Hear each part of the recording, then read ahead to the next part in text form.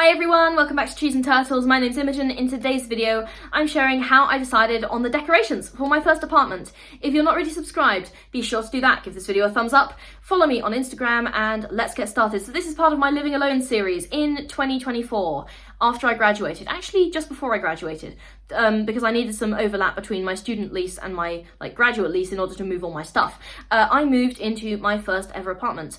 And I was 22, I was moving out by myself, and I had to decorate the place because it was unfurnished. I did that on purpose because I wanted to really curate the vibe, and this is how I decided on the decorations. So, first and foremost, I decided on the vibes I wanted. I really wanted my sanctuary, like my apartment, well, there's the giveaway. I wanted my apartment to feel like a sanctuary, and I also wanted it to feel cozy and feminine. So I used to have I guess the vibes, my favourite colour is changed over time. I love turquoise, I love orange, and I would still consider those two my favourite colours, but my apartment is primarily pastel pink themed because it's so feminine and it's so cosy and inviting, and I even have a pink kettle. Every time I go and make my coffee, I'm like, I have a pink kettle and this is fucking awesome. Okay, so I decided on the vibes I wanted, and I really wanted it to feel cozy, sanctuary-like, and I've done a whole other video on how I make my apartment feel cozier. If you're interested, go and watch that because I love to talk about making spaces feel cozy.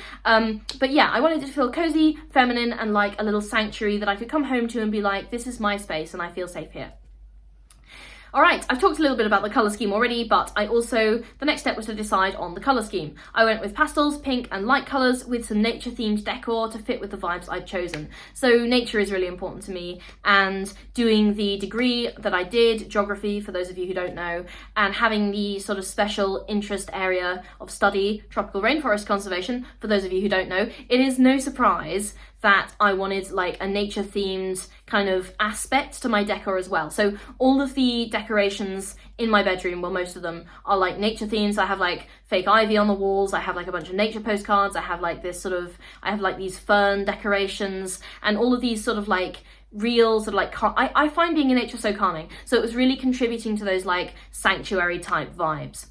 And the colour scheme also really important as well. I really wanted sort of muted colours, and the walls are all sort of pretty bright, so they reflect plenty of light as well. So that's really, really important. The next thing, and arguably I should have put this at the start because this is actually really important. Excuse me, I decided on a budget. So when you are furnishing a place, it is so expensive. Okay, guys, I knew it was going to be expensive, but holy shit. Okay, it was expensive, and I didn't even go that much overboard. Okay, I did a little bit, but I could have been more frugal, but nevertheless, I feel like I pretty much just got the basics. I just got nice basics. I don't know, but I decided on a budget because I had to keep my spending in check, and it kind of went halfway. I kind of went halfway through, and then I was like, shit, I should budget out the rest, because I think there's some things that you can't budget on, if that makes sense. You have to have a nice bed, okay? You are literally spending a lot of your time sleeping, so you need to be able to have good quality sleep, and so on and so on and so forth. Okay, so I decided on a budget, but that was kind of halfway through when I'd done most of the essentials, and I was like, okay, well, this is more discretionary decor that I'm buying now, so I need to kind of rein it in a little bit. So deciding on a budget, finding out what you can afford, what each thing should cost, and there were definitely some things on my list that I decided I actually didn't need. So having a list and then kind of going through it one by one is a really good way to kind of understand the space. And that brings me nicely to my next point, which is that I got things secondhand and piece by piece. So I actually got my dining table for free. All praise be to the wonderful website Gumtree, where people give things away. If you don't know, it's a great way to actually save things from going to waste, from getting thrown away, going to landfill. And I got this beautiful wooden dining table that someone was just trying to get rid of for free, right? And it was amazing. And it's so sturdy, and I've had countless people over to dinner. I've had dinner parties on it. I've worked on it. I've studied on it, and it's just such a nice focal piece. And every time I walk into my living room and I just see my dining table, I'm like, I got that for free. I feel so lucky. But getting things secondhand and piece by piece was really good for my budget. Okay, don't get me wrong, I definitely spent too much money on a lot of the other stuff, but the dining table was that was pretty cool. And also, it's okay to furnish and decorate over time if that's useful from an affordability point of view. Like, there are some things that you have to buy up front. Like, I think my bed arrived the day after I picked up the keys. So like I had to get a bed straight away because I needed somewhere to sleep. But things like lampshades, I got, like, obviously, yeah, you need a lampshade, but it wasn't like a day one, I have to have this right the hell now purchase.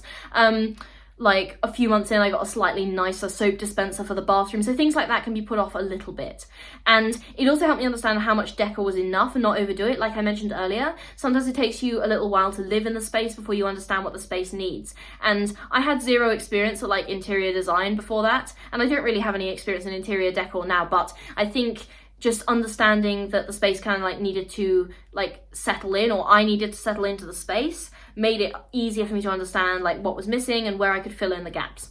Like, for example, one of the most recent additions is that I built a bookcase. I say I built a bookcase. It was a flat pack and I put it together. That still counts, right? I used a tool. I used tools. There were screws that I had to like put in, okay? So that counts as building a bookcase, I think. But it took me a while to like buy that because I was like, oh, do I need this? And then I was like, you know what this space needs? This space needs a bookcase. So I got one. Okay. And I change things around after having them for a while. So sometimes it's not just about like adding things to the space or taking them away. Sometimes it's about where they go, okay? Sometimes you can change your mind on decor or think of ways to improve it, like positioning or framing. Sometimes you need to live in a space for a while. Like I mentioned before, you know how the things should fit into the space. So like there's definitely been some like changes that I've made to the space as well. And that's really helped me feel kind of comfortable and at home. And that, in a nutshell, is how I decided on the decorations for my first apartment. I hope this has been helpful if you too are moving out, thinking about living alone, if you currently live alone and you're not sure how to decorate your place. And I hope this hasn't been too specific because everyone's decor should be like unique to them and it should really reflect their personality. So I don't want you to be like, oh, you've got to do this, this, this and this. I just want this to be like a general sort of guide for you to start thinking about how you might turn your home into the sanctuary that you deserve.